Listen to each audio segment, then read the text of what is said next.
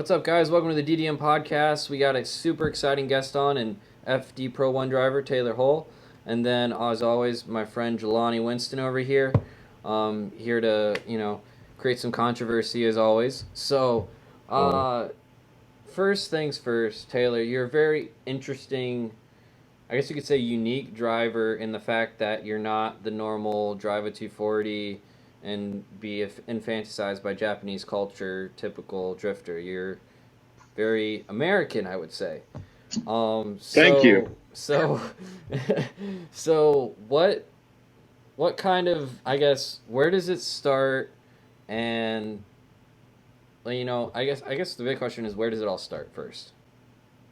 Well, I'm from Georgia. I grew up in the South, so I grew up on asphalt oval track racing. That's where I got my start in motorsports, and to some degree, my heart still is split down the middle between that stuff. I have a lot of conversations that are sidebar at FD with Pat Good, and I think me and him are the only two people that genuinely love the NASCAR stuff and oval track stuff. And people think we're joking when we talk about that. And when I unveiled the new livery this year with the Cadillac with the Dale Earnhardt tribute scheme, every time I'm out with people, they're all like, raise hell, praise Dale, and do it for Dale and all that. And that's all cool, but like, Dale Earnhardt is legitimately my hero. I don't do it because it's like a funny meme or anything like that. I legitimately love that guy.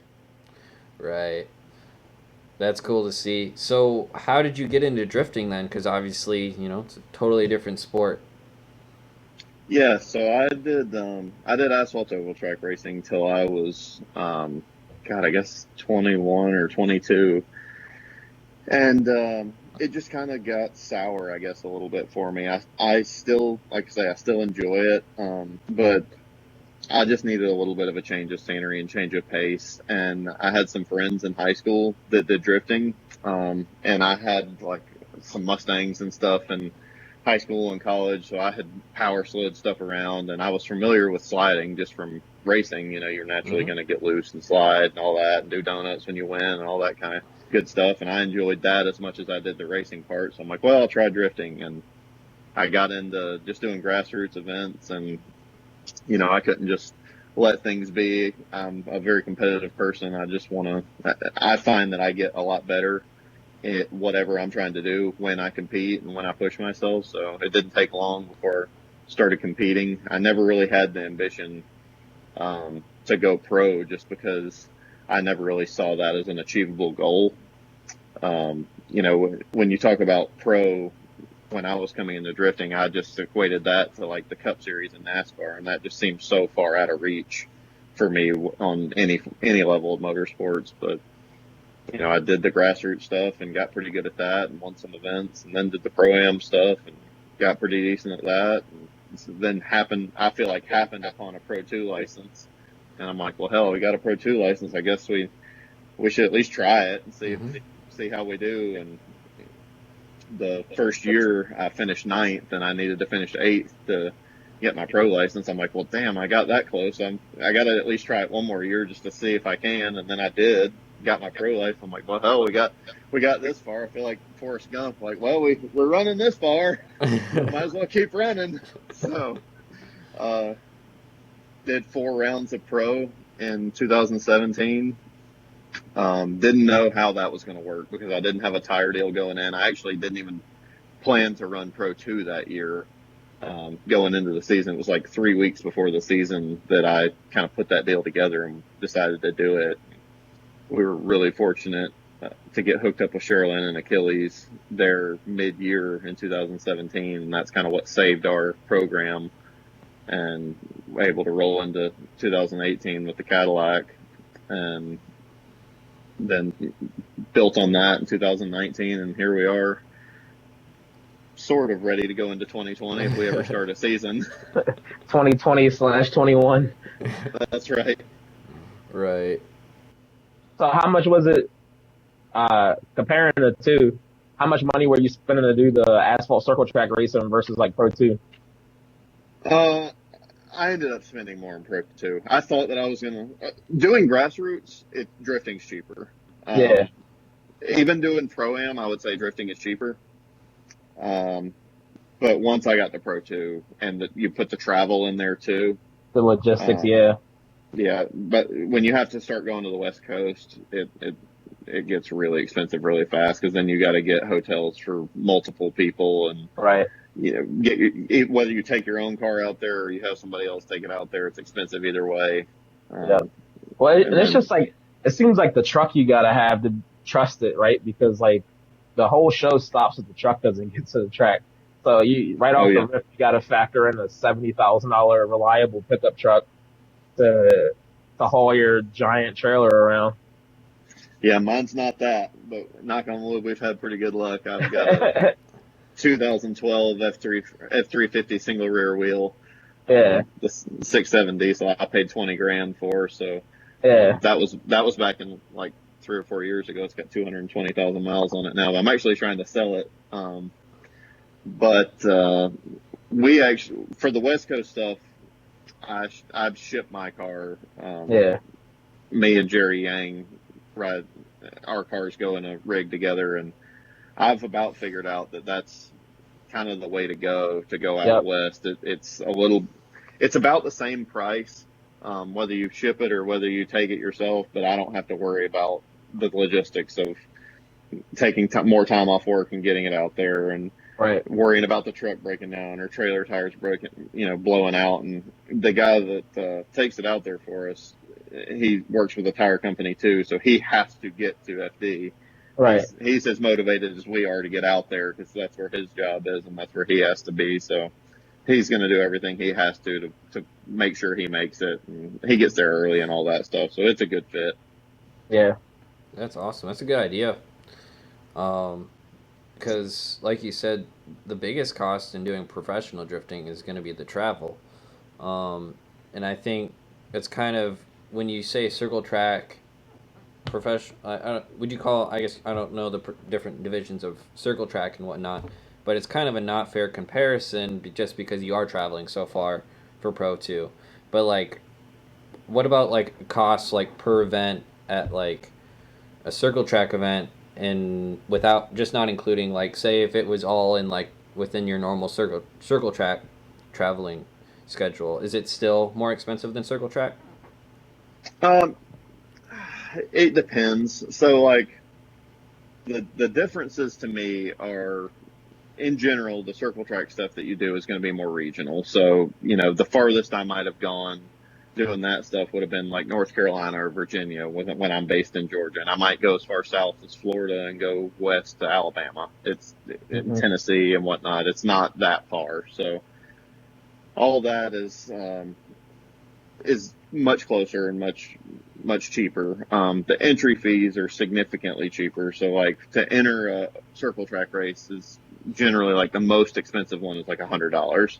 And in general, it's going to be, 30 to $50 on entry and then $20 for each pit pass. So that part is way, way cheaper than drifting. The cheapest drift event, even grassroots that you're going to go to is going to be $100. And that's the most expensive circle track one that you'll do. So that part's a little different. Now, tire wise, it depends on what you run. In circle track, you're going to spend $500 or $600 a weekend on tires because you got to get at least one new set. In drifting, it's not hard to spend that much either on $500 or $600 for a weekend in tires. But you also run more weekends in circle track than you do in drifting. yep, yeah. What you probably do? What 25 to 30 races a year? Right. Yeah, and So that. it kind of ends up being close to the same. I feel like you're going to give in some places and take in others, and it's just a matter of what you want to do. I really wish I could do both, but I can't afford to time wise or money wise. Right. Right. Makes sense. And that's actually something I feel like is a slight misconception with at least you, because I saw this meme running around where it was like this sponsored FD Pro One driver, one clutch kickers, whatever, and he's got everything paid for, and Oh yeah, I know that's not at all true with what you do, because most of your stuff I assume still out of pocket um, and whatnot. I mean, I'm sure there's people helping you out, but it's like FD is not a paid gig for almost all the drivers. Yeah, I'd say maybe you can probably look down the list of your top 10 guys, maybe, and those are the guys that are all called making money, running in pro. And everybody else is surviving or losing money. We're very, very fortunate to have the sponsors that we do in Comp and Affirm Consulting and, Achilles and Liqui Moly and Yellow Speed, and all of our partners. I could run down the whole list and sound like a NASCAR driver, but I won't right now. But, we're really grateful for all those partners, but, no, we're not getting rich doing this by any stretch of the imagination. So I saw that meme too, and it was kind of funny, but, I'm like, man, if you only knew. Oh yeah, blowing that motor hurt. You're like, fuck. Yeah, that one was not awesome. That clutch kickers win, essentially half of that money went straight to paying for that blown up motor. Right. Exactly. Yeah, and I mean, I don't even think a lot of these people who post this stuff understand how sponsorships work. And then a lot of people that you see the stickers on their cars doesn't mean they're getting a lot of help. But some people don't understand how their program's supposed to work. They're putting giant logos on their cars to get half off some coilovers, and I'm like, nah, that ad space does not equate for what No, I got. it So it's doesn't. like, yeah, so you see all these cars all stickered up and stuff all over them, and you think, man, they must be getting all this stuff for free. And it's like, if they're not doing the business right, that's not the case. But yeah, like they don't even understand. Like, you really gotta put in really good relationships with a lot of these companies to get money from them, and you gotta have a nice big offering for return on investment to get these people to donate money to your program, and they just think it's all handouts and stuff, and that's not the case. No. No, it's not. It's funny when you see stuff like that because a lot of people that have these such strong opinions about things like that. Literally, I've seen people misspell the word sponsors when they're talking about sponsors, and Yeah. it's funny. Or they don't even have a car, they don't drift, and they don't, they're not into the scene even. So it's like, all right, well, I appreciate, you have your avenue to make your voice heard, but your opinion doesn't matter all that much to me. No, exactly. So, when you got into drifting, and at what point did you decide, like, hey, I'm gonna try to make one of my older cars drift and see what that's like? Man, I just love I love unique stuff in general. I don't like being like everybody else. That's why I kind of ditched the whole 240 thing. But when I ditched the 240 thing, I had bought this Plymouth Duster that I love old Mopars. I grew up the first little Hot Wheels car I can ever remember owning was a General Lee from the Dukes of Hazzard. So that's what I grew up on, and I loved it. So that made me fall in love with old Mopar stuff. And I've bought and sold a lot of Chargers, but I've never been able to afford to have one that runs that I can keep. So I bought a Duster, and I had an old 5.3 laying in the back of the shop, and I had a old 240 Pro chassis that I was parting out. So I had kind of sold a lot of the good stuff out of it. And I'm like, well, hell, I'll just combine everything that's left and make a fun old drift car. So I stripped the whole car, put a roll cage in it, and that car, it's a 74 Plymouth Duster, but it's got S14 independent rear suspension, S14 front suspension, Wise Fab.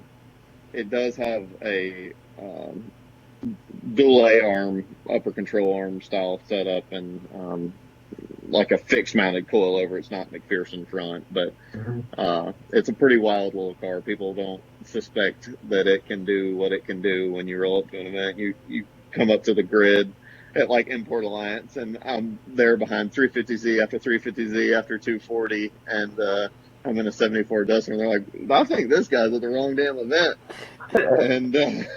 And then you go out there, and it's no pro car, but it'll get around the track and link pretty much any course you want to go to. I've had that out on Road Atlanta at Grid Life, and it's a lot of fun. And people are like, "Oh man, that's really cool, seeing something different." And I like surprising people with that. Yeah. So Chucking backwards in a Duster. That's right. So it's really cool idea, and I've always wondered what it would take if you wanted to, if you didn't want to swap all the subframes out, obviously, and you did the whole 9 yards with the S14 stuff. But what if you wanted to make an old muscle car from the 70s or early 70s, late 60s? What would you have to do to make it, decently enough easy, or I guess easy enough to drift? Um, If I wasn't going to do all the subframe swapping and all that, as much as I love Mopars, I would never start with one because they're torsion bar front suspension, and the way that that's designed is just not conducive for drifting at all. It's not good for angle. It's not good for really anything other than just driving down the road. So I would not do that. I would probably do like a early or mid to late 60s Mustang or a Camaro or something like that because they're more traditional style suspension. But I'm building a Trans Am, 81 Trans Am. We're building it to look like a 77 from Smokey and the Bandit. So we're building it very similar to the way that my Duster's done. Not with S chassis suspension on it, but kind of like what you're talking about, just taking the principles of drifting and applying it to an old muscle car. So it was a leaf spring, double A arm front suspension car. So we ditched the leaf springs. We're throwing in adjustable rear control arms, which is a pretty easy setup to swap over to, just a kind of a basic 4-link. And then I'm cutting and lengthening the lower control arms and making the tops adjustable. And so far, it's looking like it's going to be a pretty cool little setup.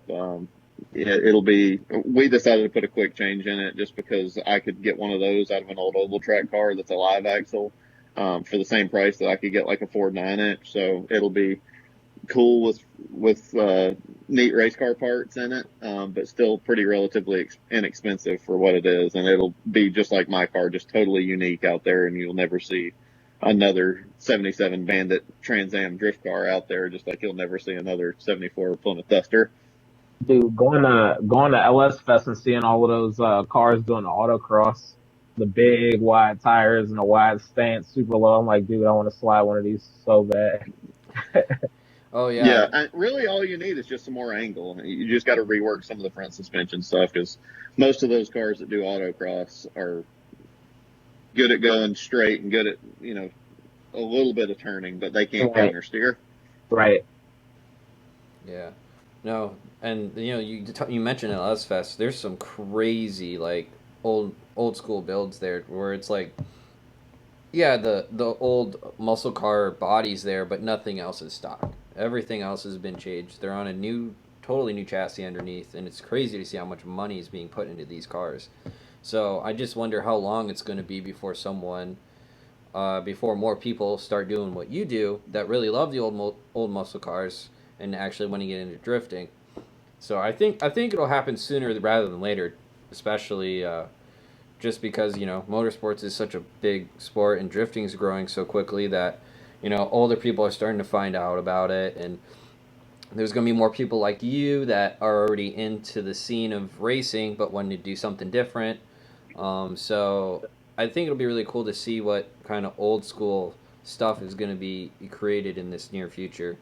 Um, and I mean, I've already seen like there's I don't know if you've seen that Ford F100 with I the was literally just about to talk about that. Yeah, he's one of my good buddies. His name's David Laffel, and he's got, I think it's like a 62 or 63 Mhm. F100, and it's a serious drift truck. I mean, it's got 1,000 horsepower, small block Ford, twin turbo. I mean, it's a rat rod looking truck, but there's kind of no expense spared on the thing. He did the same kind of deal we did, just at different times and without it knowing each other at the time.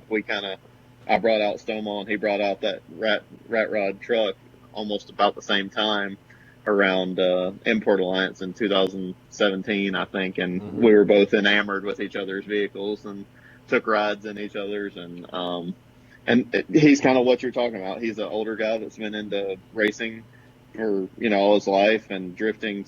He's watched drifting come about after he's kind of been into motorsports already, and he's like, well, damn, that looks pretty cool. I think I'll do something with that. And that's what he did, and we need more people like that, and I think that it'll continue to happen. Mm. Yeah, yeah, definitely for sure. I mean, and the thing is I'm seeing a whole lot more money coming into drifting every year. Whether it's new giant teams that are starting to come out and drive, bigger trailers, all kinds of different people starting to get into the industry. I'm starting to see some like toter homes now at events outside of FD. So it's the sports. I mean, the sport's growing dramatically. I mean, apart from a lot of other automotive motorsports, which seem to be dwindling, it seems like drifting is still growing. And it's really cool to see. And I think there's a bunch of reasons why. I think the internet helps a ton with this sport, just because it's so visually appealing and so cool to watch. But what do you think? What do you think captures people's attention in drifting? Like what do you think helps it grow? I, I think you just kind of hit on it. It's so visually appealing in comparison to the other forms of motorsports out there. Like I love road racing. Um, Same. I love driving road racing, but as much as I love motorsports, you're not going to catch me out at an event watching road racing. It's just not that fun to watch. It's awesome to drive, but it's not that fun to watch, to me at least. And I think Hmm. there's a lot of people that kind of feel that same way. Um, Oval track racing, as much as I love it, it's not as visually appealing, and it can get kind of strung out because the races and a lot of times are so long, and it's hard to keep people's attention span for that long. Drifting's kind of you still get the high horsepower, loud, in your face kind of action, but it's a total different product, and young people are into it, and young people are into the internet, and they can share it, and other young people can see it, and it just helped. I think it came in at the right time when social media was blowing up, and kind of made it what it is today. I think the attention span is the big thing. Like, you got to be a special kind of nerd to sit down and watch a whole NASCAR race or a whole F1 race and stuff like. Right, I'm that special kind of nerd. Like, and then that Me too, that but type. there's not many. Yeah, right. We're phasing out. And the new generation doesn't have that type of attention span to sit down and just focus on something that long without being distracted. So Unless you want drifting to is kind watch of Tiger King. right, right. They can watch Tiger King for that long, but not a NASCAR race. No, no. And so because of that, like I think and it's sad to me because I appreciate more than just drifting. Um, but they got to figure out a way to capture uh the youth, the next generation coming in, because when the current generation and the generation above me and the generation above them phase out, like, I don't think the generations coming, like my nephews and stuff like that, are going to have that type of attention span, that type of nerd to focus on something like that. So, No. yeah, I think that's the big thing. I think they're having that problem in Japan already with drifting, right? The average drifting age in Japan is 30, 35 years old. There's not a lot of young people coming into the sport. So, that's going to be the task for us too, going ahead, and every other motorsport, is to figure out a way to capture that young audience with a short attention span. And I think FD has that kind of figured out. And like you said, it's already a very visually attractive sport. Like, loud noises, boom. You don't have to focus on it hardcore 24/7. Like, and I think the pauses in between battles and Formula D kind of give you a chance to check your phone and reply to whoever on Snapchat, Yeah. you know. That all So, brings up a really good point too. To me, I think too, we have to, since we are trying to bring in, usher in a new group of fans to, whether it's drifting or motorsports in general. I think we, as the established people in the industry, have a responsibility to try and introduce it to new people, but second, um, to make them feel welcome after we do, because I think it's so rampant right now. I don't know why it is on the internet with people our age and younger that want to troll other people because they either don't know or they like one style over another. And I just think it's totally unacceptable that happens. I don't know why. it's sad because it turns people off, not only of whoever is trolling them, but of drifting in this case, and then maybe sometimes motorsports as a whole, which sucks because we need that fan and we need that participant to help it grow for the Right. future. And I think that's just it's a nature of how you're brought up. That you want to put files in a folder. Things are like, they teach you as a kid, these go over here, that goes over here, this goes over there, and they can't be mixed up. I'm sitting here talking about Formula Drift with a Final Bout shirt on. Like, Right. you know, And that should be fine. right. I'm at FD one weekend and I'm at Final Bout the next weekend, where it's not about function. It's about fitting these big ass wheels and these tiny fenders and driving a car. So you can appreciate drag racing, circle track, and drifting. You can appreciate stance cars to functional only cars and so on.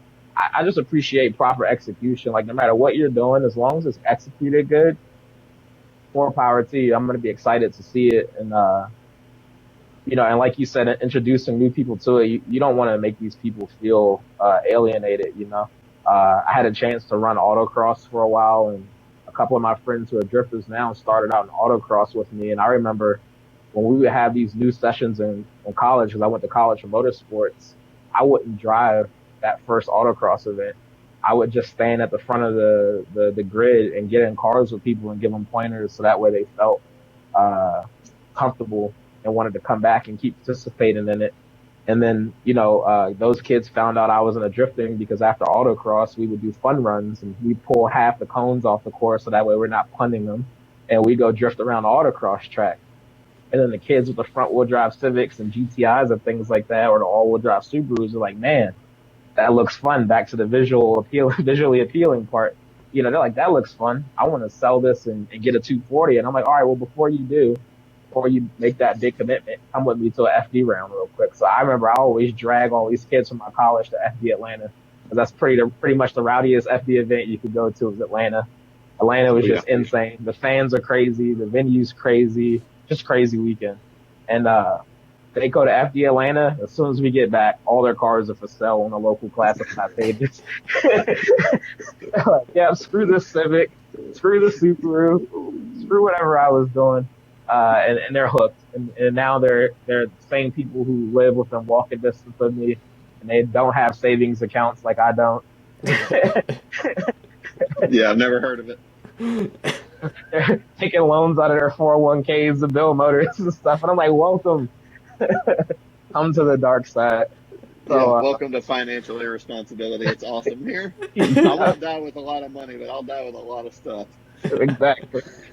Exactly. So, yeah, bringing in the new people.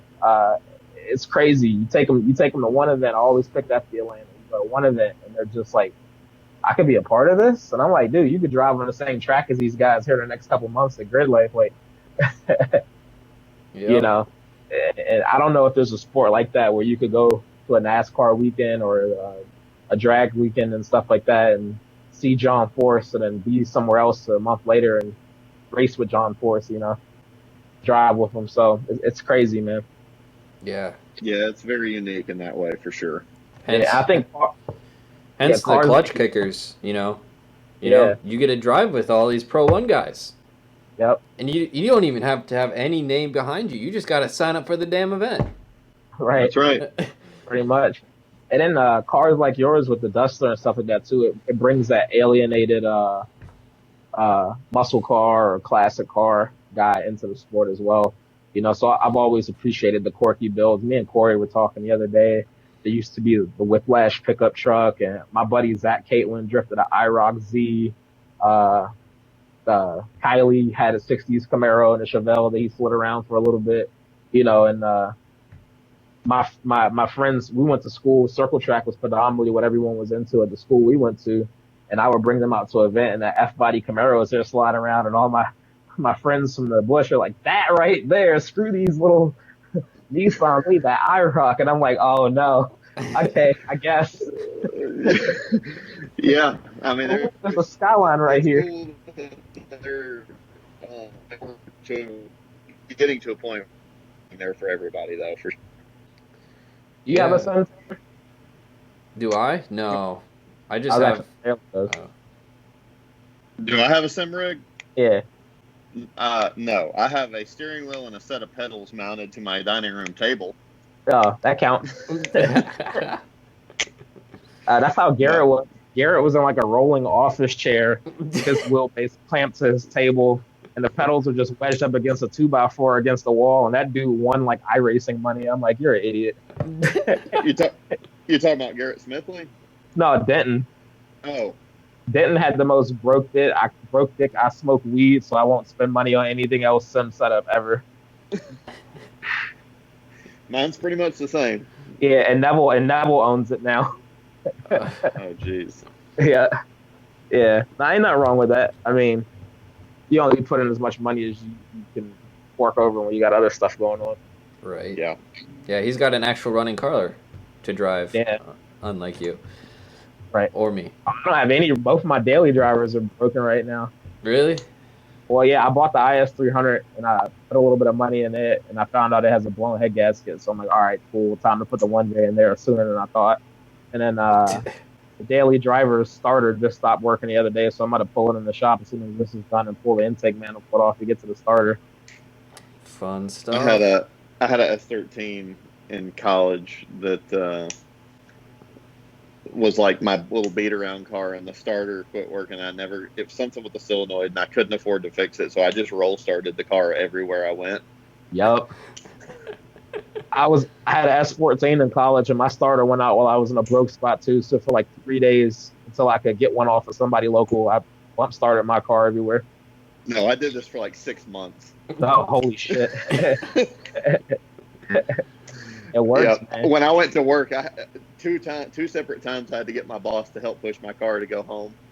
I worked at Olive Garden, and like some of the parking lot was sloped. So the days I drove mine, I parked on the slope and I backed into the You spot and got to, everything. man. And my driveway was a slope, so I would back into my driveway, and then when I need to go somewhere, I push it, jump in it, shoom, out of the driveway, and roll up. Mine was the same. It was perfect setup. Uh, what'd you go to school for? I went to school for motorsports management. Also, I went to school up in Charlotte. Okay, awesome. What do you do now for a living? Not that. Uh, I wish I did, but I manage a branch for United Rentals. We called Reliable On-Site Services. So we do Okay. like restroom trailers and shower trailers and porta potties and hand wash stations. So we're busy right now. Yeah, but that honestly probably pays better than being in motorsports, because that's what I found out once I got into motorsports. It was like they only want to pay you like 30 grand a year. Yeah, it's tough. It's a really tough business, and I know Yeah. a lot of people in the industry, and it's still hard. And it's hard to Yeah. break in and get a job too. Well, because I think they play off of the fact that every kid has aspirations to want to work in motorsports. So if you don't want to take the job, there's somebody who'll do it for 30 grand a year. So Yep, you're right. pretty like, if you don't want it, whatever, we'll find the next kid. It's true. But yeah, so speaking of FD though, what kind of keeps you going? Like what do you think helps you the most? Is it talking and getting sponsors? Is it just being able to work on your own stuff and base? Because I assume you build the car mostly by yourself, or you build it. You don't pay people to build it. I had a little bit of help on the Cadillac, but it was based off of a time thing, not so much of a ability thing. Yeah. But so I had a guy named John help me do like the original angle kit and mount the quick change in there and like do motor mounts and stuff like that. And Chris Ward at Top Garage did my cage, and then I kind of put everything else together and wired it and plumbed it and all that kind of deal. But I'm John's the very one. well versed. John's the one that does Austin's car, right? Yeah, he built Austin's car after he built mine, and then he's done some work with Troy Manners and some of those guys too. But Yep. But yeah, I'm very familiar with the whole build process. I've built several cars. I built my S14, and obviously I built my Duster, and doing this Trans Am now. I think it helps a lot understanding how things work and how things go together. And I've redesigned the angle kit a couple of times since having it and adjusting on it and finding weak points of it and things like that. But yeah, there's knowledge. that is valuable in knowing how to work on cars, but the most valuable thing is just time behind the wheel, which I hope being able to run this clutch kicker series this off season and not having my car down for multiple months is going to kind of pay off.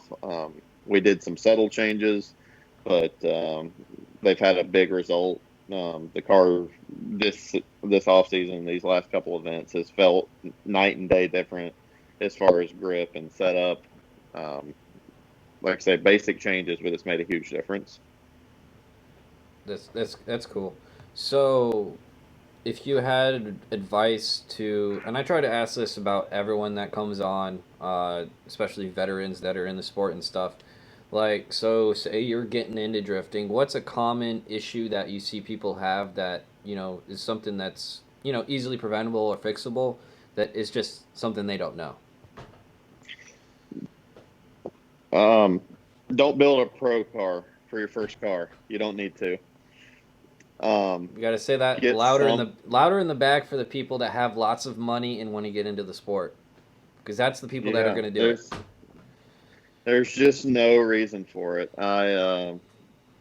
I felt like I even kind of overdid my first car, which I at least had some racing experience, sort of to justify it, I guess. I had 10 years of oval track stuff, and I bought it was an S13 that someone had started an LS1 T56 swap in. So they had bought the motor mount kit, and the motor and trans was sitting in the car, not wired up, and I just finished it. I had like one of the first LS 240s kind of in the area. And that was back in like 2011 or 2012 or something like that. So there weren't a lot of them back then. But after having some cars, I think the ideal thing to do for somebody first getting into drifting is one of two cars, and it depends on kind of what you like. Either a 350Z with basic bolt-ons, you can do like a Part Shop Max angle kit or something like that, or my personal preference is like a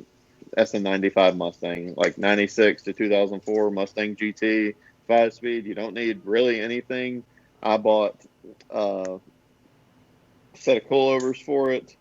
I did my own angle kit for it that cost me $100, just extending some control arms and making clearance for stuff, and put a handbrake in it and welded the diff and went drifting. And I had less than $2,000 in the car, and I had way more fun.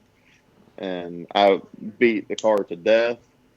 Finally got to a point where I really didn't have time to drive it that much, and just sold it to a buddy of mine, and he's going to start driving it. But they last, they're reliable. Whether it's the Z or the Mustang, or there's other options out there too, but those are the two I like to use as examples. If you leave them in relatively stock form as far as the drivetrain goes, they're operating in the way that Ford or Nissan intended them to, so they're going to be more reliable. But if you go in and try and spend $20,000, a lot of the time, either you or whoever you've got working on it isn't going to know as much as you think that you do or they do, and you're going to have problems with the car. You're going to get frustrated, you're going to give up, or you're going to spend an astronomical amount of money that's not necessary, and you're going to be just as good in that cheap car in the time that it takes you to build that pro car. Mm-hmm. Yep. So, I mean, there's a time and a place for that. Obviously, you get in that car, you get better, you compete, you do well, whatever. Start building one of those on the side. But I think my final bill in that Mustang was like $1,200 or $1,300, and I could drift on the same set of tires all day, and I could go down to, Bubba's used tire lot and get one 225 and one 235 and spend $10 on each and drift all day. Yeah, and it's a pretty common response. The biggest thing I can do is just echo it. Be like, hey, people with money that are getting into drifting, do this first. Even, Yeah. We want you to come, and we want you to come now. It'll take you a year to build a car. Right. And that even transitions into Pro 2, too. Like, I see people get their Pro 2 license, and they start building some ridiculous thing. And I'm like, man, just bring your Pro-Am car on a stickier tire with better shocks. Like, it's what I should have done. I did that model that you just talked about. I built a new S14, which I was kind of building for Pro-Am for the next year, because I didn't think I was going to get my Pro 2 license. Yeah. but I think I would have been more successful if I'd have just brought my S13 that I ran in Pro Am and just did some basic upgrades to it. Yep. Yeah. Make sure the cooling's good and good shocks, sticky tires. Your angle, you don't even need the big angle kits in Pro 2. Like if you had a simple angle kit, you can bring it. Uh, Something the more familiar you are with it, the better. But I see people build some insane stuff, and I'm like, man, it's gonna take you at least 3 seasons to get accustomed to that car because you only do 4 rounds in Pro 2 and you get limited practice.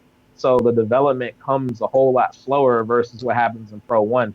And I think a lot of people see the off-season Pro 1 builds and don't know how much testing they do in between rounds, which costs a whole lot of money within itself too. So then you got to factor in, all right, I'm going to spend, you know, $3,000 on tires to run around a Pro 2, but then in between that, you're going to want to go test like crazy. So then you're going to have to budget another 5 grand in tires to test and try to develop the thing. And it's like, just bring your Pro Am car and put sticky tires on it.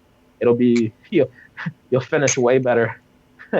Yeah, develop. I can tell you, especially with this Cadillac, developing a new car, especially one that you have no knowledge of, much less one that no one has any knowledge of, Yeah.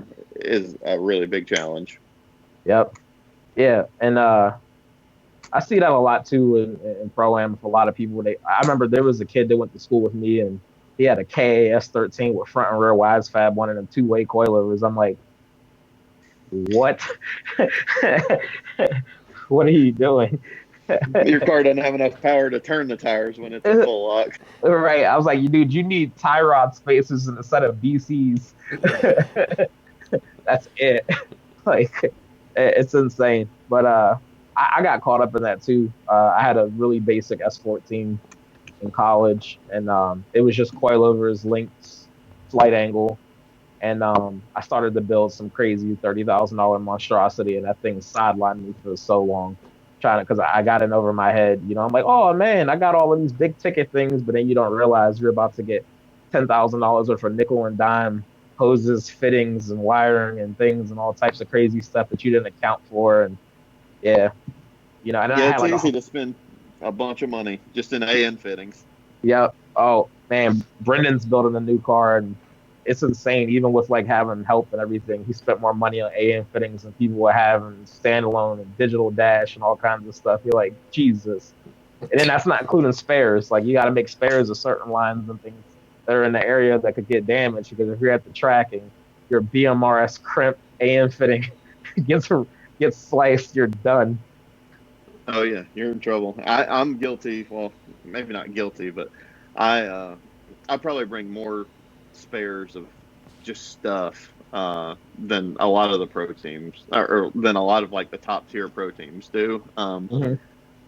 I try and be as prepared as I can, but then I'll have some dumb thing happen where I absolutely should have a spare for it, and I don't. Like a good example is I've bent a knuckle, and I've done this twice now. I've bent or broke a knuckle in a burnout box, and I didn't have a spare front knuckle with me, so we had to like the first time it just bent, and that was at Irwindale, and it bent outward like where the right front tire was cambered out like 3 degrees.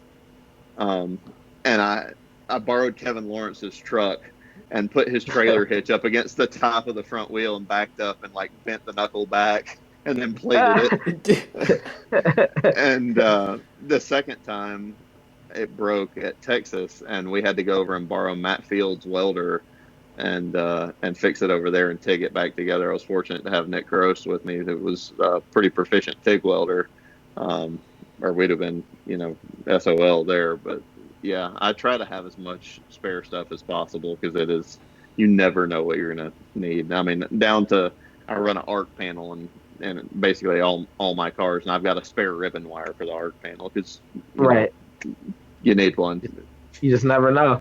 I remember we went to St. Louis one year and rolled the car off the trailer and it had a bent tie rod from testing the day prior. And we didn't even know we bent the tie rod. So we haven't even done anything with it. And I'm like, all right, well, let's go in and get the spare tie rod out of the box. And realize we left the box in Ohio and now we're in St. Louis. I'm like, we made it. We come here with no tie rods? Like, how did this happen? I had to go borrow one from like Worth House, and they're like, "Yeah, you got to bring us these back though." And I'm like, "Crap."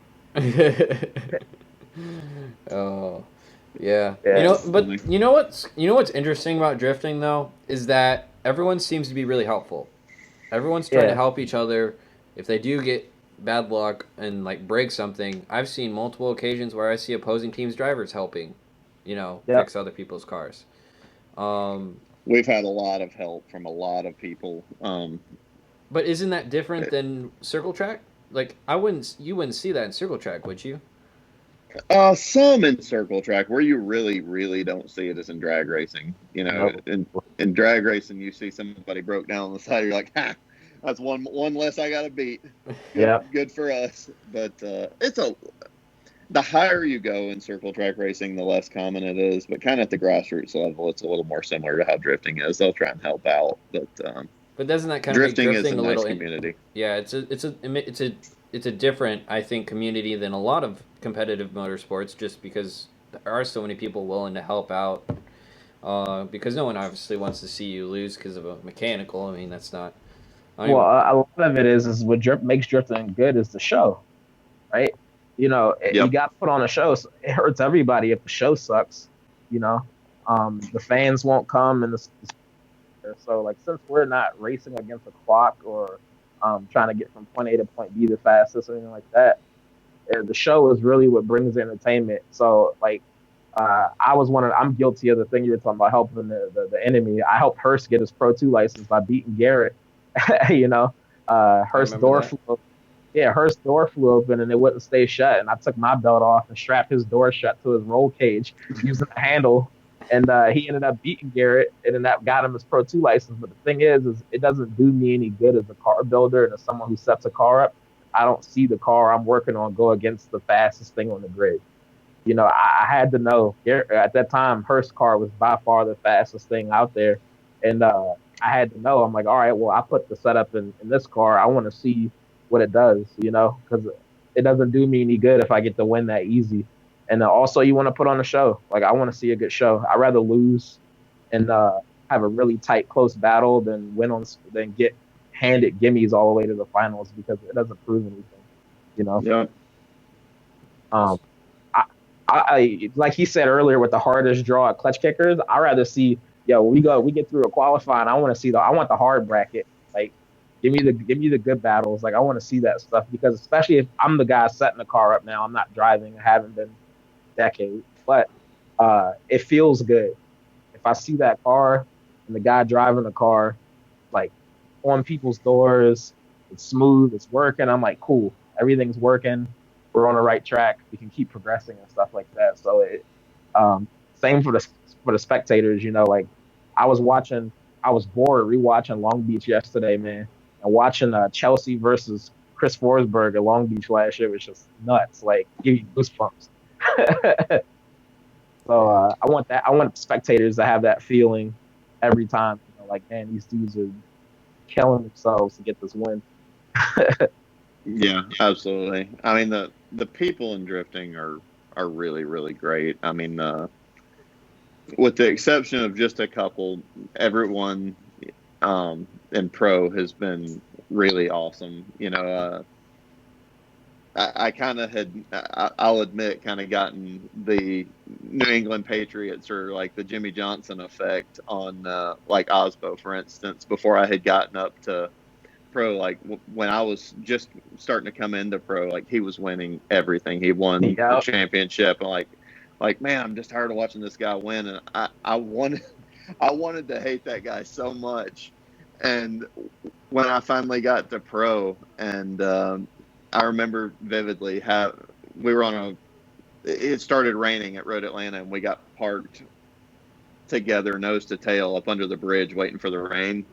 And we just got to talking for like 15 or 20 minutes, and he's just a cool dude. I mean, he's just the nicest guy you could ever ask to meet. I'm like, man, I really wanted to not like you. and like it's crazy for me because in 2010, it's when he first come over to run FD. Like he had been over for I think what Red Bull World Drifting Championships.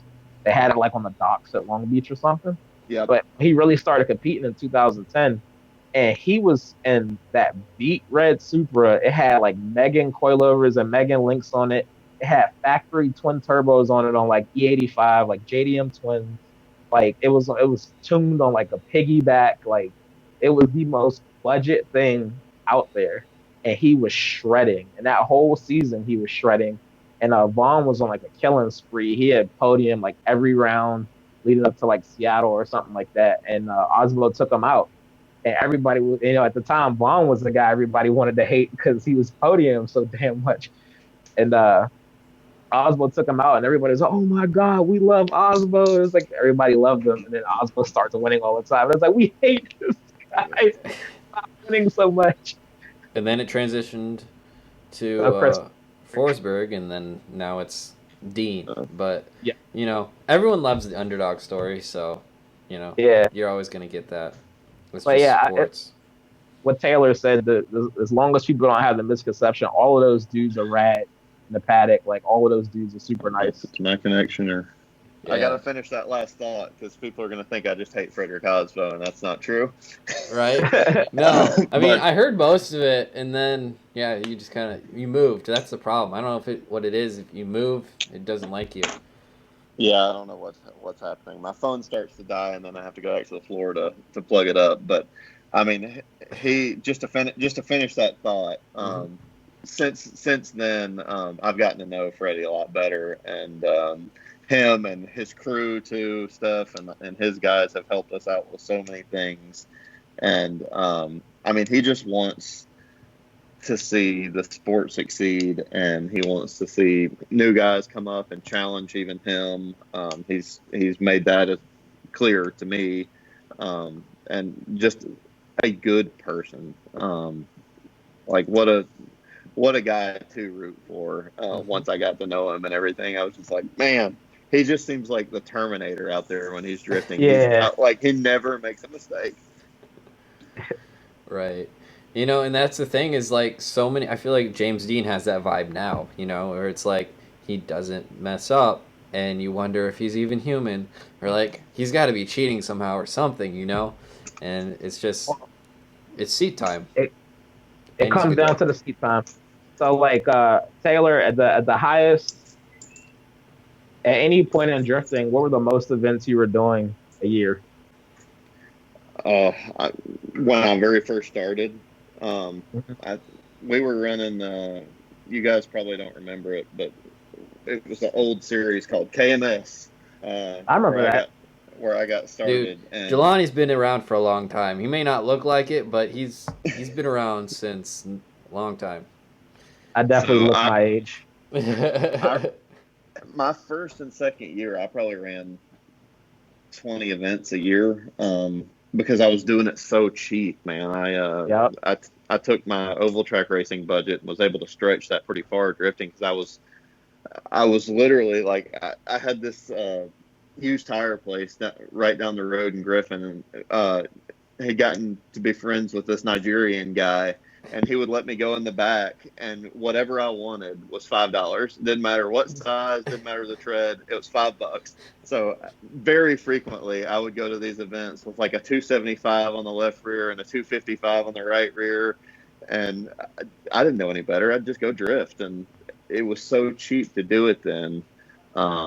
I could afford to go and do a lot more events, but that's what was enabled me to get a lot better a lot faster. And that's kind of to y'all's point earlier, just get in a car and go drive, because the time behind the wheel is going to make a lot bigger difference than the level of the car as far as your progression. Right. Do you think not driving as much now hurts you professionally?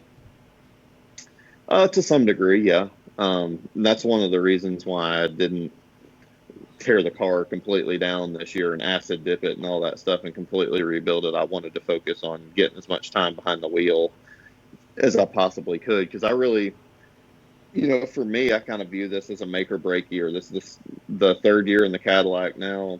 We've kind of owned the chassis development now. We've got it where it's pretty reliable, knock on wood, and now it's time to perform. It's time to get the results, and I don't want to be the perennial guy that is 25th in points every year or 28th in points every year that never makes it past top 32. That's not fun to me.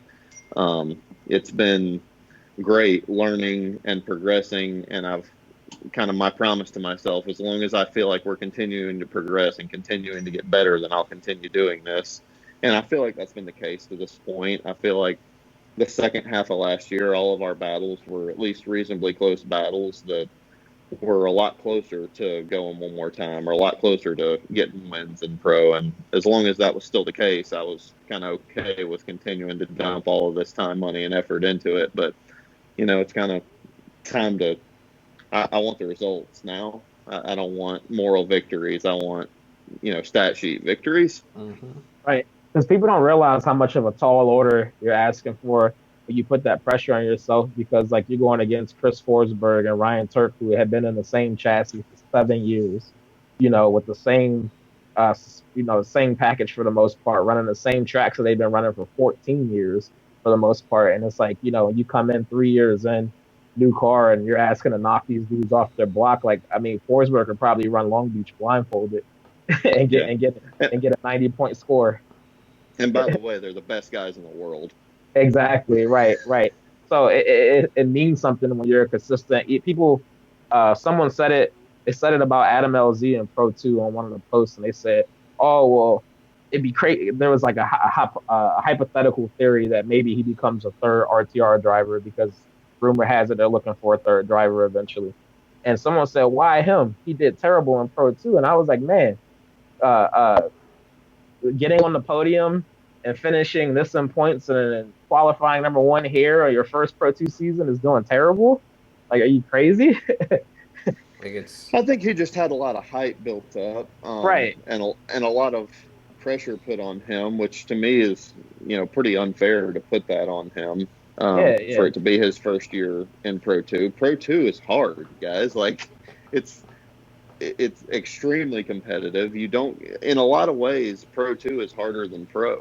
You It don't get is. any practice hardly.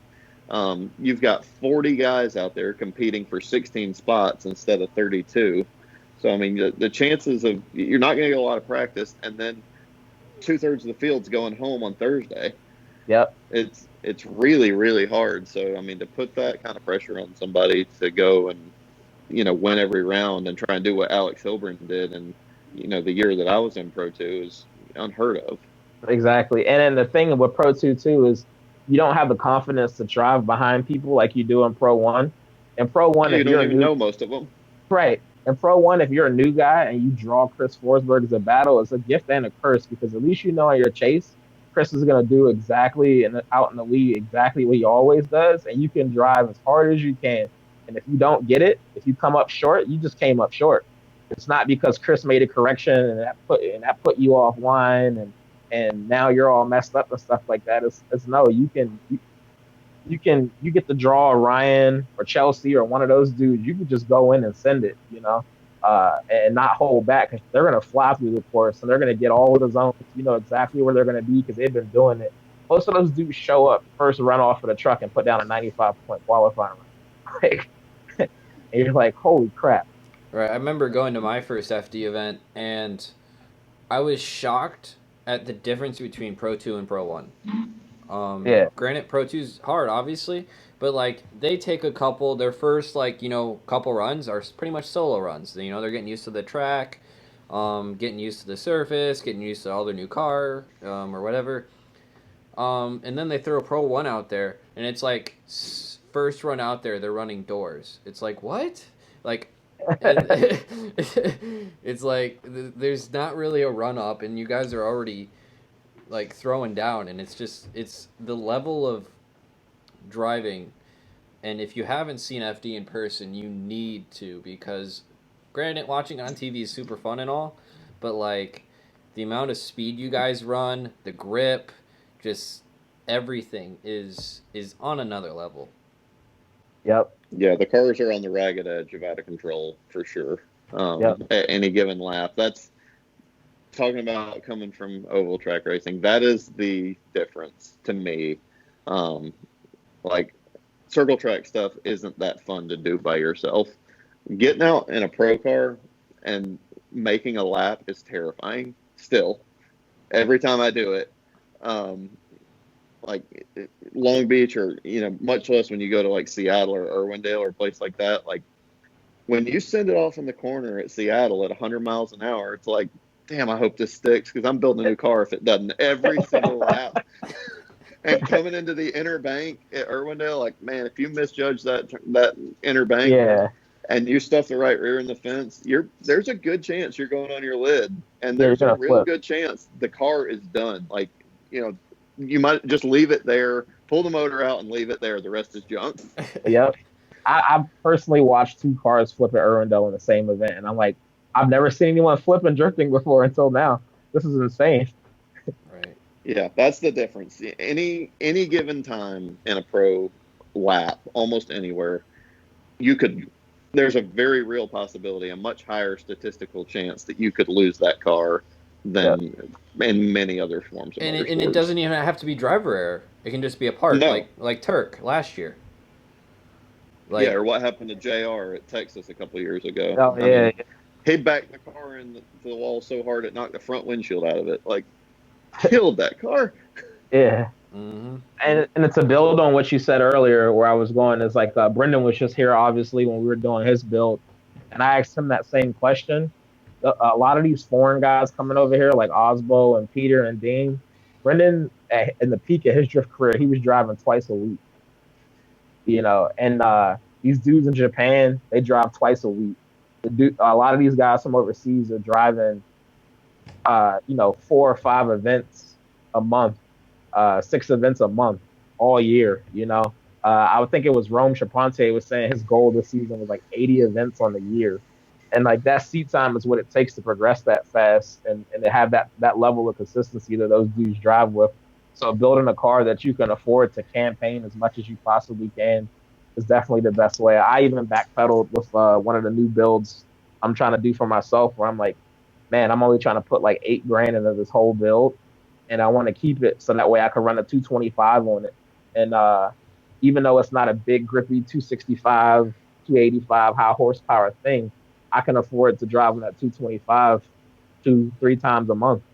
Awesome, Yep. because you know that's what it takes. And sometimes being comfortable in that slower car and being able to chuck it and drive it on the edge is more important than driving this big fast thing 8 times a year and never feeling comfortable in it because I'm not getting the seat time.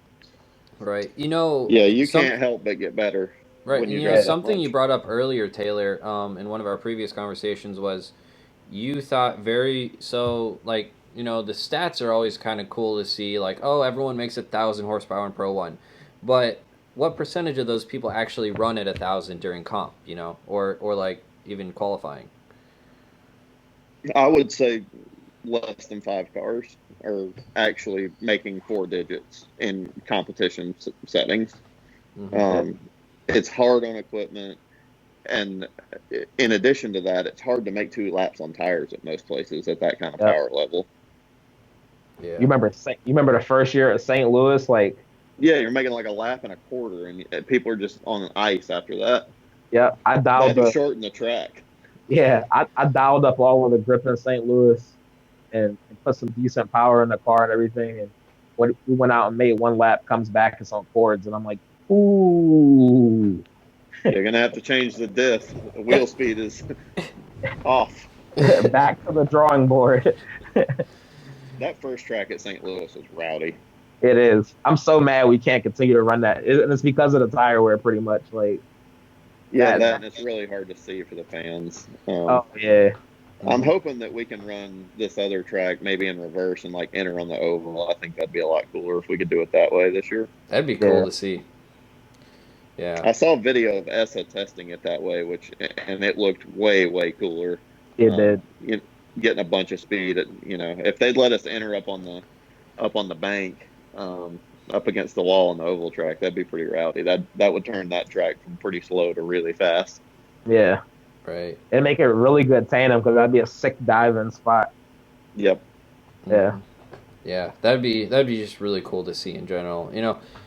And it's different. It's cool to see like tracks actually being made for drifting too. Now that's not something you would have seen even 3 or 4 years ago. Now you Right. got tracks specifically being made for drifting, whether it was that Clutch Kickers event Or even what's the new track this year? English NFT. Town. English Town. Town. Yeah.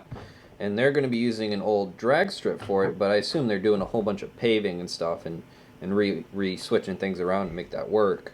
It's crazy because it's not even just like some old drag strip, but that drag strip was like known for a long time. Like that was a place to go set records and stuff. And now it's converted into a drift track.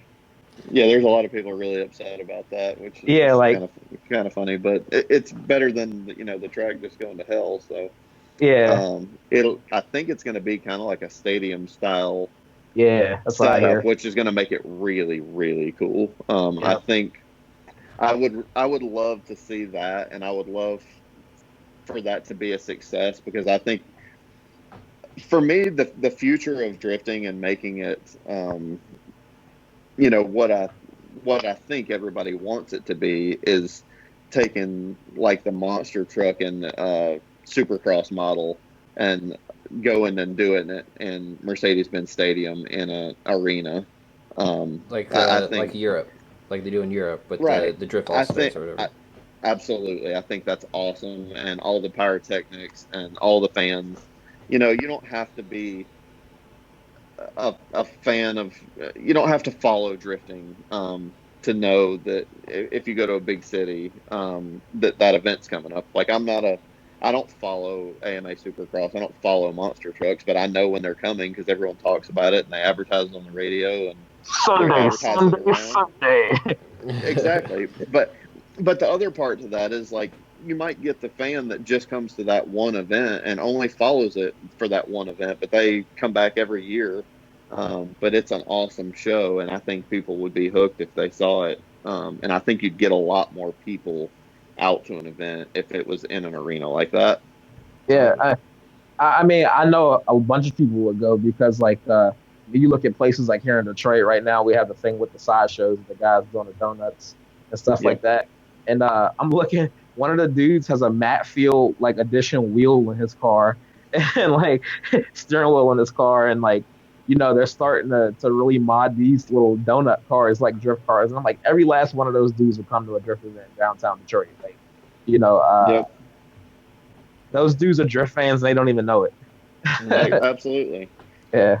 Yeah, and it's I'm like I agree with you, Taylor. I think it's the future of the sport, and I think it's going to be such a cool thing to see once it does happen because I think it's inevitable. Someone with serious money is going to start doing it, whether it's FD or someone else.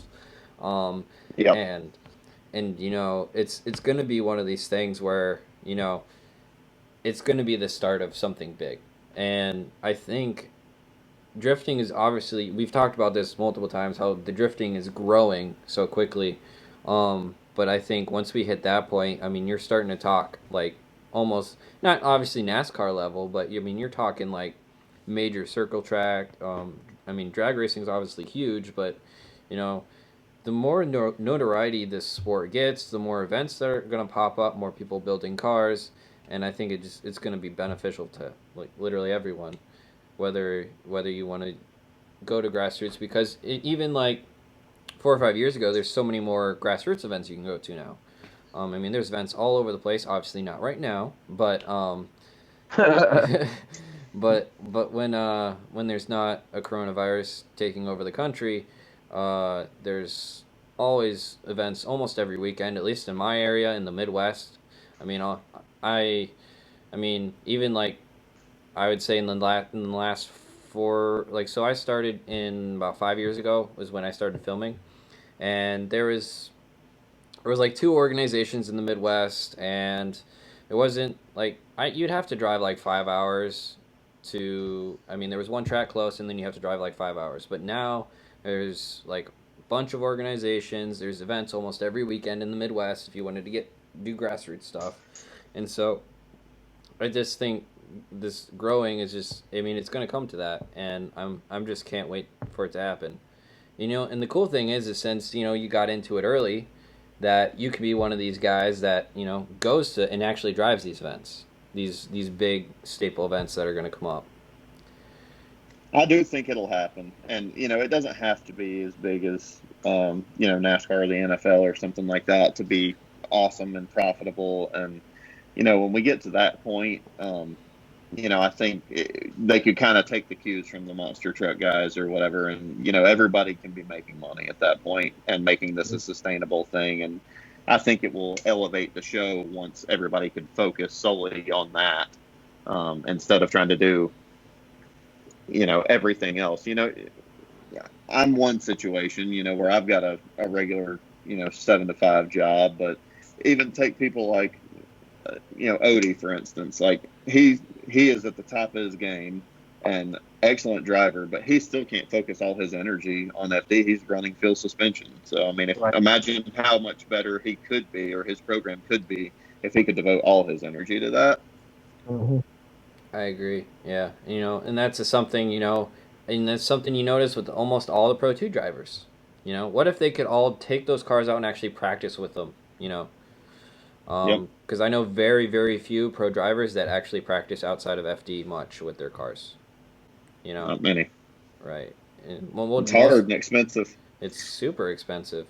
Yeah, you're right. So, I think once the money gets there, I think you're going to see a whole influx of people. But then you're always going to get people coming from the outside in. So it should be interesting.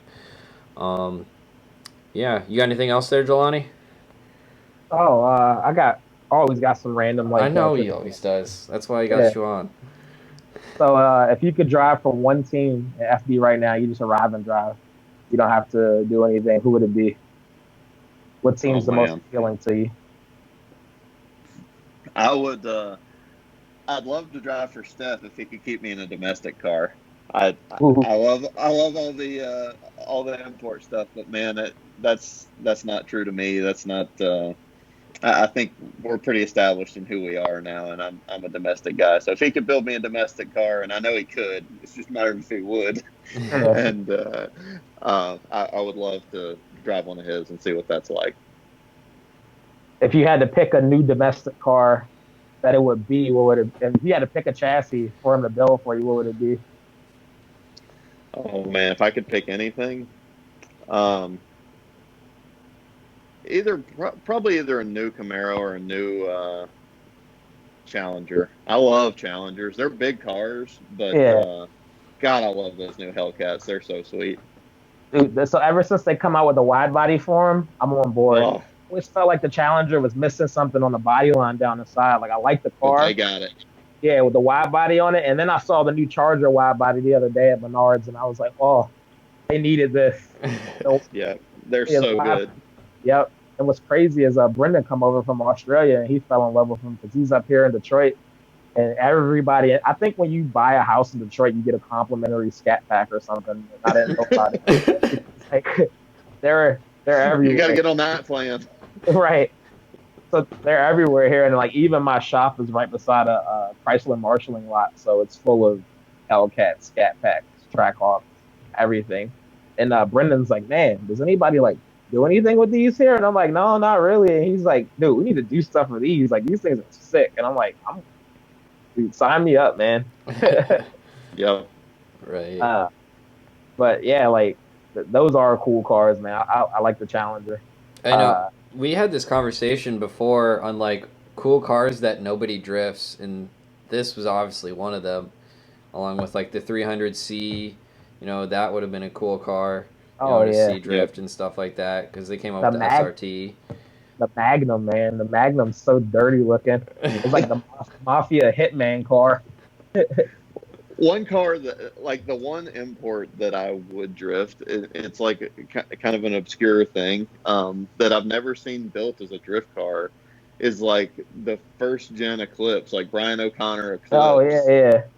And they made those in all-wheel drive, so you could actually convert that relatively easy. I think that would be a cool drift car. Yep, yeah. That's true. That's true. And there was an Evo drifting in Pro 2 back in like 2000. It was 2 years ago. Pretty recent, yeah. Mm-hmm. Yeah.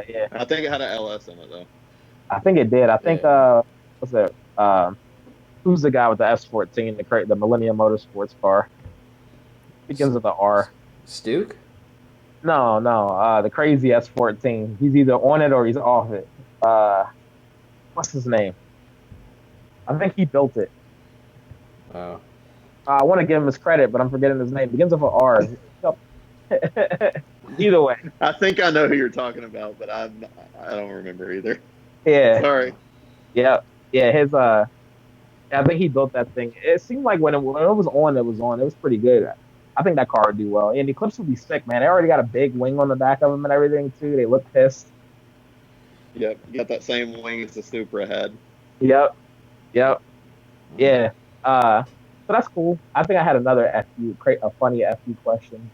Oh, yeah. Who's your vendetta driver? Somebody you love to beat. Somebody you've got to beat one day. JR. JR. All right, cool. That's a good one.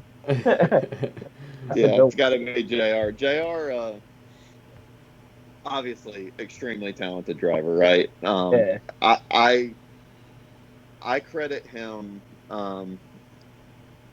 as aggravating as he may be sometimes. I credit JR with really bringing FD to the status that it is today. Oh, for Um, sure. I mean, you have to give credit where credit's due, and him and his personality um, brought it to life and brought it to the forefront. And people who don't know drifting still know who he is, Yep. and that's an indicator of that. But I would love to beat JR. Seeing some of the stuff that went on last year and all that, I'm like, man. And then he hit me in practice one time last year. I mean, not like a little bump either, like punted me off the track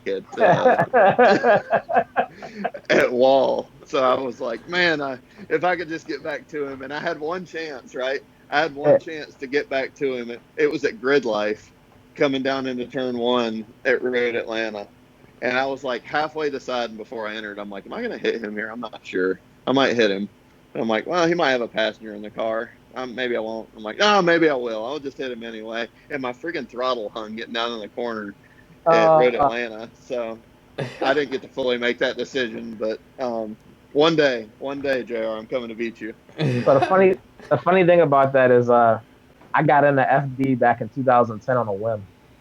And the very first person we ever went against, my first time ever dabbling with FD, was JR. And we were in like S14 with a stock VQ in it with a supercharger, by making like 420 horsepower, pump Oh gas, yeah. you know.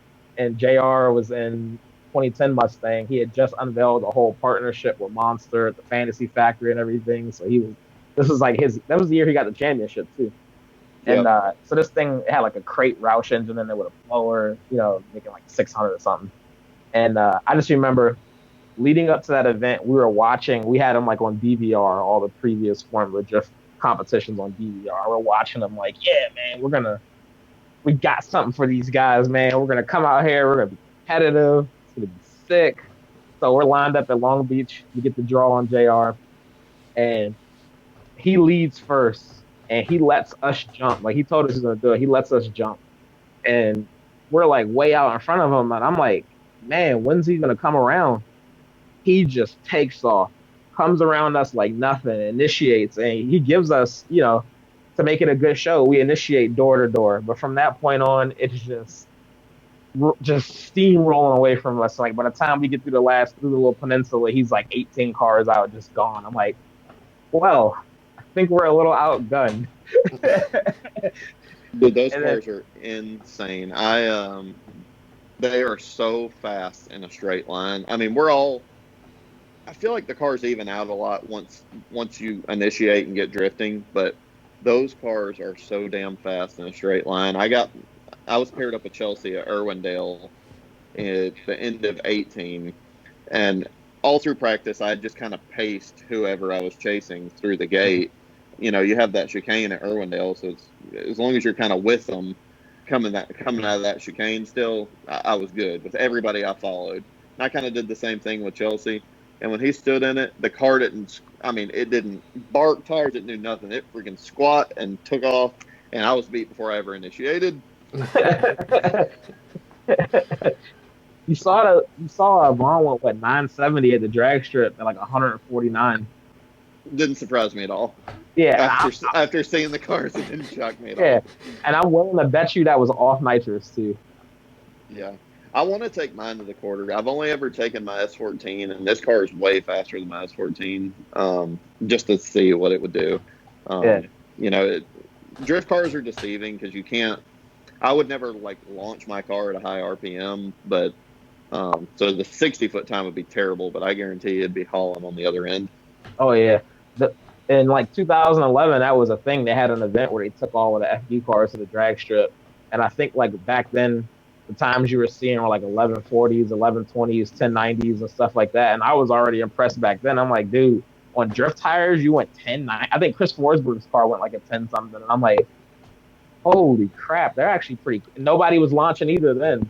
I'm like, man, these things are actually pretty quick in a straight line.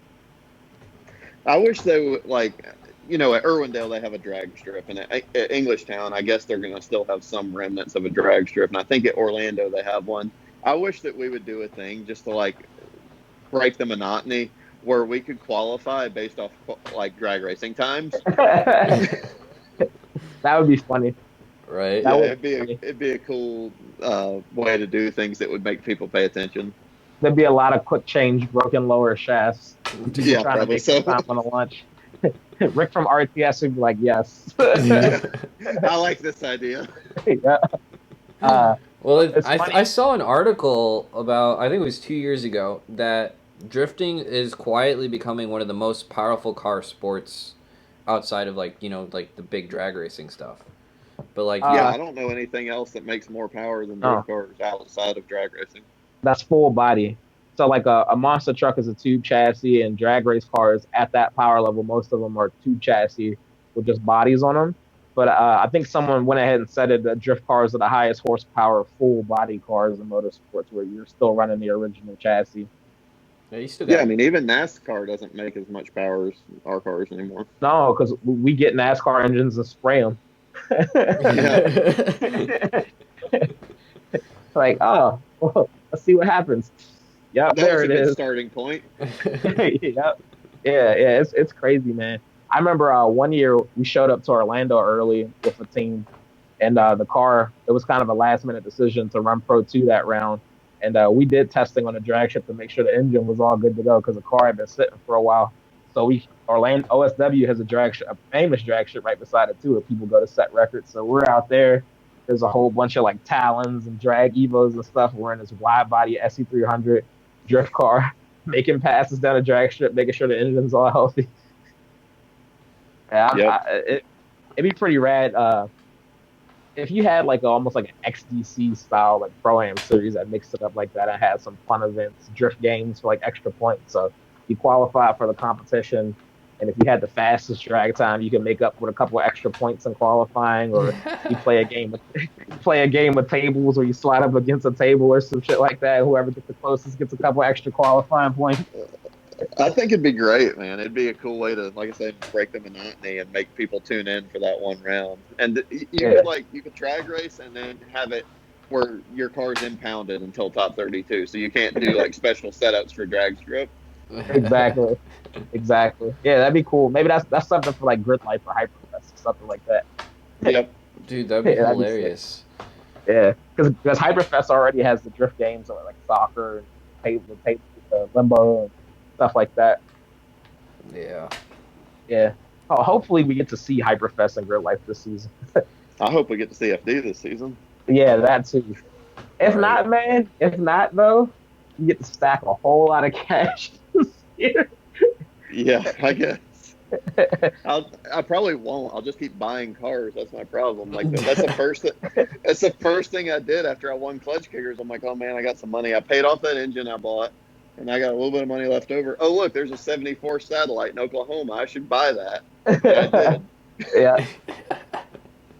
That's cars, man. That's the addiction.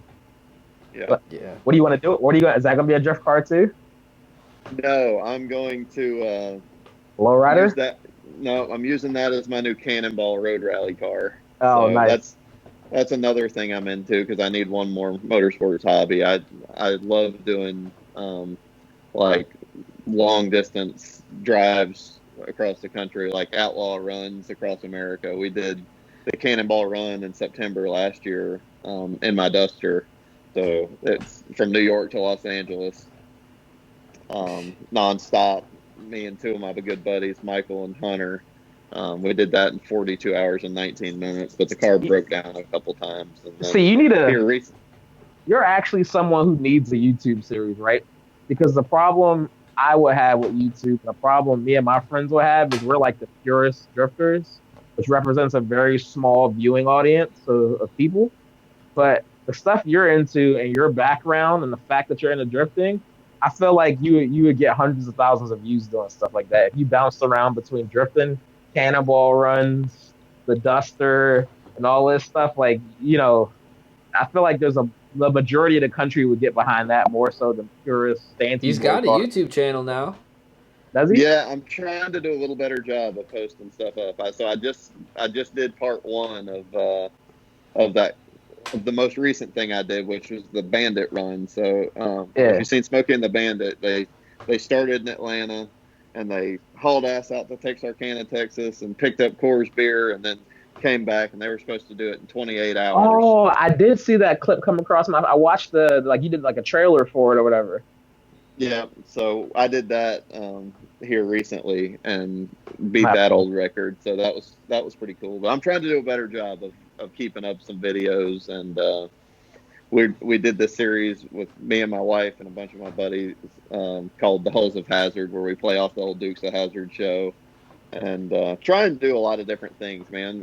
Kind of we talked about it earlier, just different ways to do activation for sponsorships that are outside the box and stuff that people aren't doing. So just try and get creative and have a good time while we're doing it. Yeah, because that's one thing I'll give NASCAR credit is they're really good at getting weird sponsors.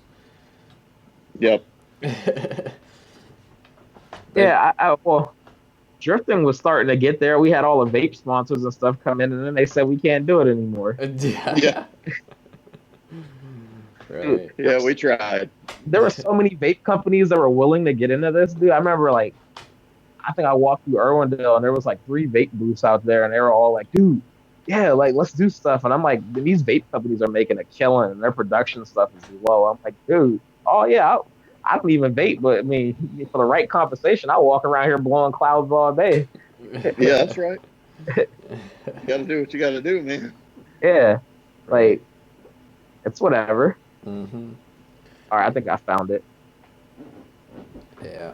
So what's kind of in the future do you think for you? Like, so what do you want to do future wise? I mean, you made your goal of Pro 1, so now what's the next goal in line for you?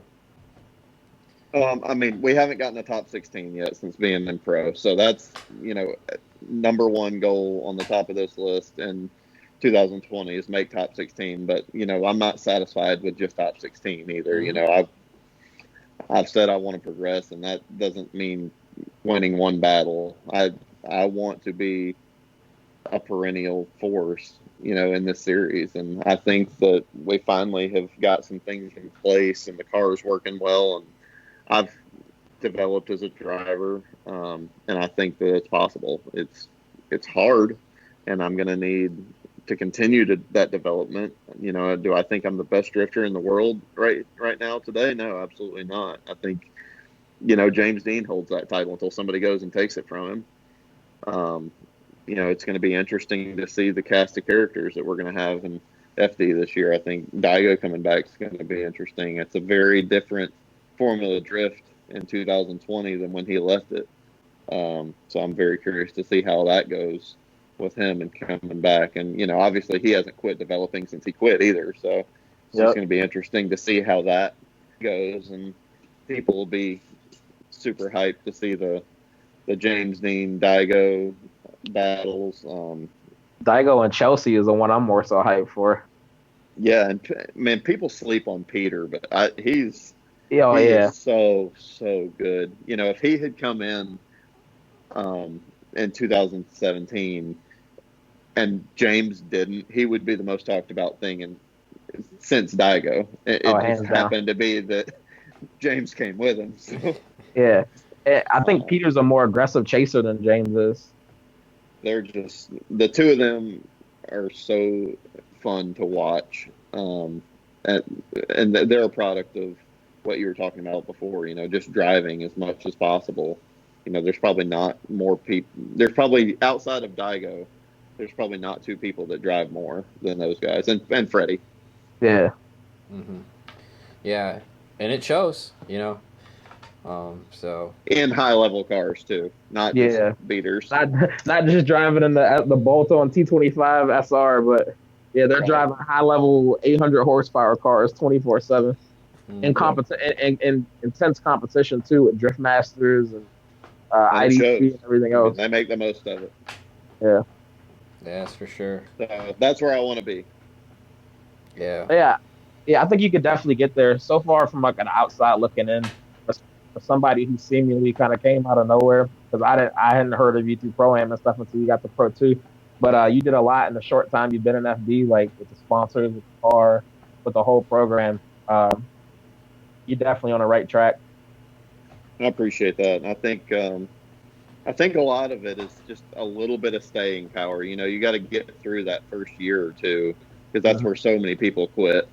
Yep. They don't realize how hard this really is, and it is. It's hard. You got to be willing to sacrifice a lot of time, money, and effort to be able to try and chase this dream. And a lot of people aren't willing to do it. And I don't blame them for not being willing to do it. It's a lot.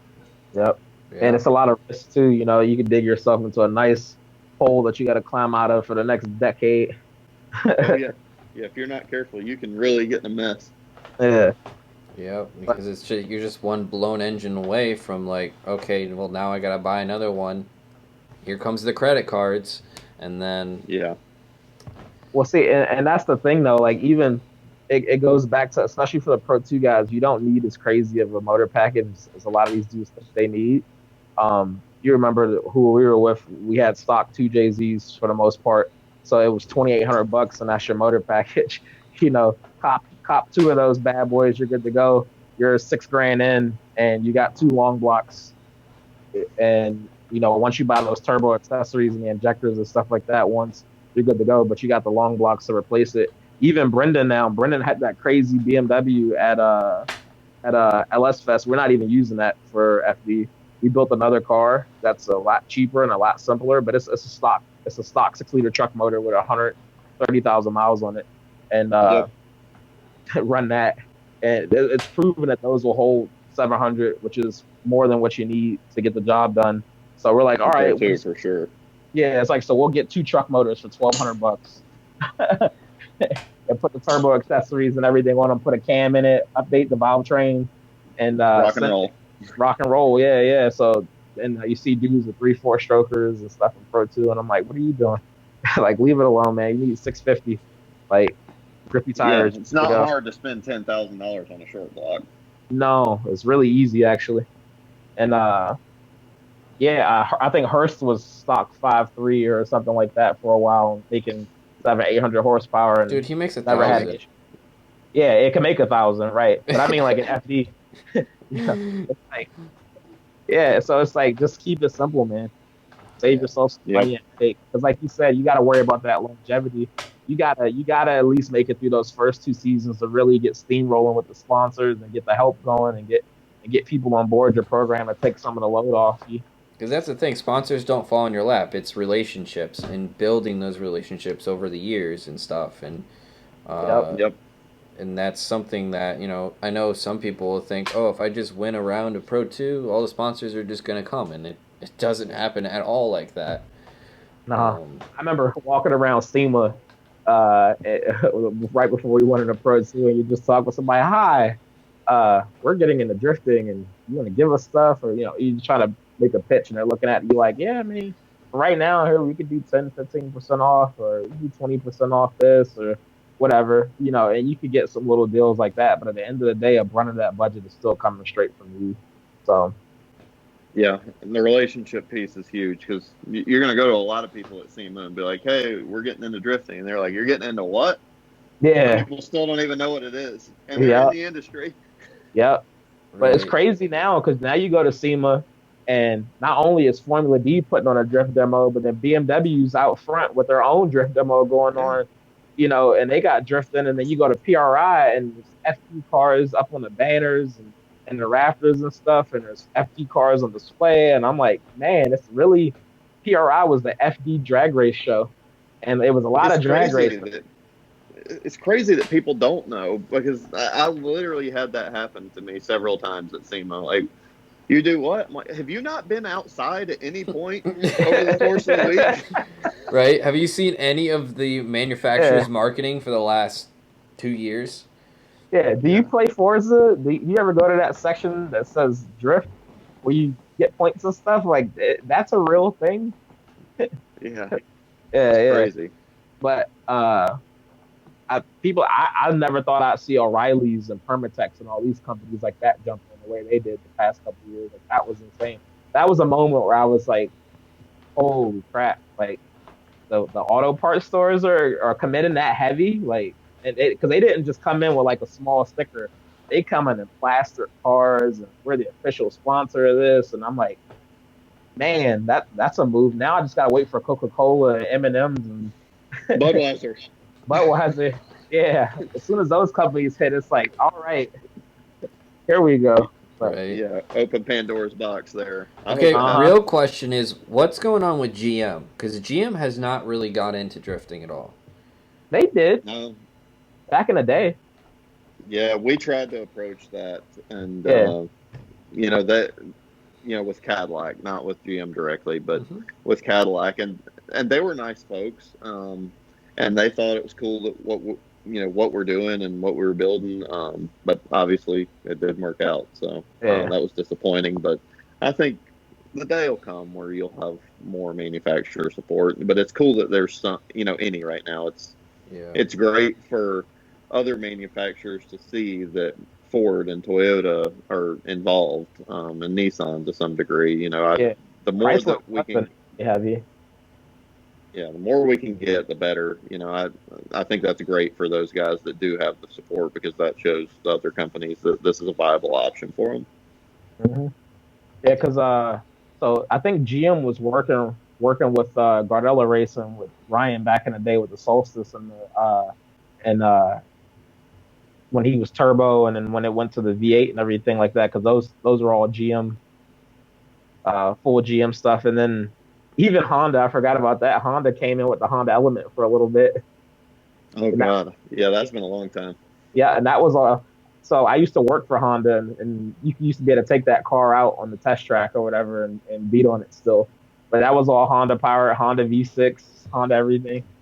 Yeah, I believe that because any other manufacturer would be blown up by now, probably. Yep. Yeah. Uh, I think the manufacturers will come. What's crazy to me is I remember Mike Essa posted a letter a long time ago where he tried to approach BMW, and BMW said they didn't want to be involved with it because it promotes the ill handling of their cars. But then BMW was out front at SEMA with drift ride alongs and drifting, Yeah, and and I'm all their like, commercials on TV are the or same way. drift. Yeah, I was like, you guys suck for that, and like, uh, I didn't get that one at all. Right, like BMW doesn't want you to run their logos on their cars or something too, like their badging. Yeah, Yeah, Like they you're sent a cease and desist letter to Michael, and he had just been the Formula Drift champion that year. Like, I think just because he had a little BMW logo because he works his shop as part of that. yeah, He does a lot of BMW stuff with his business. right. right. Um, and then he wins the championship, and they don't want anything to do with him. Like, man, you guys suck. Yeah, I don't. I never understood that. That was so lame. Yeah, I don't But know. I think it'll come. The hard part is, now the real question is what's going on with this electric car phenomenon. That's the real big question about what's coming up. Like what is um, I going heard on? that they're not coming back, or yeah, they're not coming back. not yeah. So No, I'm not. that's kind of a I'm saying in bummer. general though. Like it seems like they're trying to push the electric car a lot more now. Oh, I think that's coming, and there's nothing. That's gonna come for the major forms of racing that are factory backed and stuff like that. And there's no ifs ands or buts about it. Like that's happening. But drifting is still so individualistic. I don't know how long it'll take for that to really branch into drifting. But Volkswagen already come out and said that they're not backing any racing that isn't electric car. Mercedes announced that they're not developing any more engines, any more internal combustion engines. They're focusing on electric, and a lot of companies are focusing on electric. GM, Ford, they're all going pretty much just like they're going electric. So They're going to have to work on the production value of that stuff because it is very underwhelming to listen yeah, to and watch. You know, Right.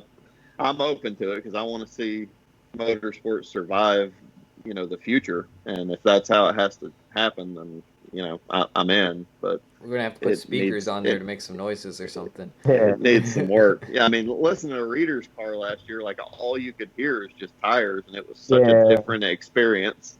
It did not give that total drifting experience, in my opinion. Even No, though it Travis doesn't. is an excellent driver, and I'm sure the car was very well built, it just did not give the full experience of what a screaming LS V8 or what a screaming 2J does when they're on and off throttle and in tandem. It's just different. Yep. 'Cause, once again I was nerding out last night watching old FD battles, and I got to Atlanta, and it was like Travis versus Chelsea, and all you heard was just Chelsea's car, and I was like, man, not hearing both engines in harmony and all of the footwork and everything really takes the wow factor out of this. Yeah, it'll be very underwhelming until they sort it out.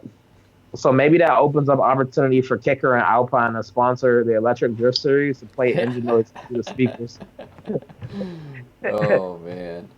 You guys got any last final thoughts? I know Taylor, you got to give a shout out to where they can find you at. All your cool YouTube stuff that you're Oh yeah. doing and Yep, whatnot. that's So, right. So hmm at Taylor Hull 82 on Facebook and Instagram, and you can just search Taylor Hull and a bunch of random stuff with drifting and muscle cars and cannonball and hulls of hazard and all kinds of crazy stuff will come up on YouTube. And we're looking to add more nut stuff every day. So any ideas you have, shoot them our way and enjoy watching. Hope to see everybody at the track coronavirus free here shortly. right, I exactly. And got again, I got my coronavirus mask. We're good. there we go.